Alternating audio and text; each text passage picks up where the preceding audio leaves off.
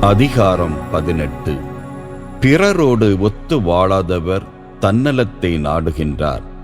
பிறர் கூறும் தக்க அறிவுரையையும் அவர் அவமதிப்பார். மதிகேடர் எதையும் அறிந்து கொள்ள விரும்ப மாட்டார். தம் மனத்திலுள்ளதை வெளியிடவே விரும்புவார். கயமையும் இழிவும் சேர்ந்தே வரும். மதிப்பை இழப்பவர் இழி சொல்லுக்கு ஆளாவார். மனிதரின் சொற்கள் ஆழ்கடல் போன்றவை.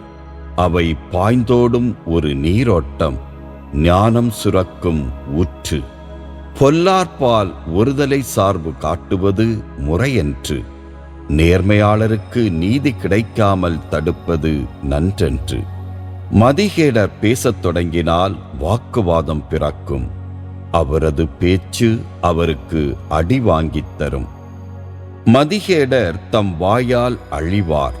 அவரது பேச்சு அவர் உயிருக்கே கண்ணியாகிவிடும். புரணி பேசுவோரின் சொற்கள் பலருக்கு அறுசுவை உணவு போலாம். அதை அவர்கள் பேராவலோடு விழுங்குவார்கள். தன் வேலையில் சோம்பல் அடைகிறவன் அழிவை உண்டாக்குகிறவனுக்கு உடன் பிறந்தவன். ஆண்டவரது திருப்பெயர் உறுதியான கோட்டை. நேர்மையாளர் அதனுள் சென்று பாதுகாப்புடன் இருப்பர். செல்வர் தம் செல்வத்தை வல்லமையுள்ள நகர் என்றும் உயரமான அரண் என்றும் எண்ணிக்கொள்கின்றனர். முதலில் வருவது இருமாப்பு, அதனை அடுத்து வருவது அழிவு. மேன்மையடைய தாழ்மையே வழி. வினாவை செவ்வனே கேட்பதற்கு முன் விடை அளிப்பவர்களுக்கு அச்செயலே மடமையும் இகழ்ச்சியும் ஆகும். மன வலிமை நோயை தாங்கிக் கொள்ளும். மனமே புண்பட்டால் அதை தாங்கிக் கொள்ள யாரால் இயலும்? உயிர்த்துணர்வோரின் மனம் அறிவை பெருக்கிக் கொள்ளும். ஞானமுள்ளோரின் செவி அறிவு பெறுவதில் நாட்டம் கொள்ளும். ஒருவர் கொடுக்கும் அன்பளிப்பு அவருக்கு நல்வழி பிறக்கச் செய்யும். அவரை பெரியோர் முன் கொண்டு போய் சேர்க்கும்.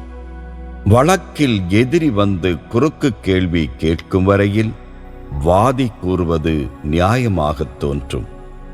திருவுளச்சீட்டு விவாதத்தை முடிவுறச் செய்யும்.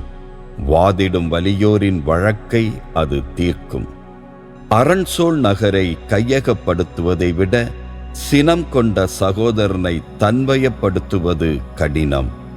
அவனது பகைமை கோட்டை தாழ்பாள்களை போன்றதாகும். ஒருவரது வாயின் பயனால் அவரது வயிறு நிறையும். அவர்தம் நாவின் சொல்லால் அவர் நிறைவு கொள்வார். வாழ்வதும் நாவாலே, சாவதும் நாவாலே.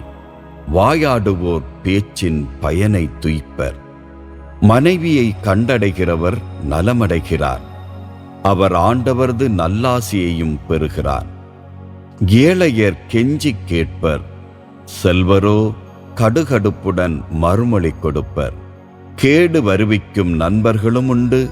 உடன் பிறந்தாரை விட மேலாக உள்ளன்பு காட்டும் தோழரும் உண்டு.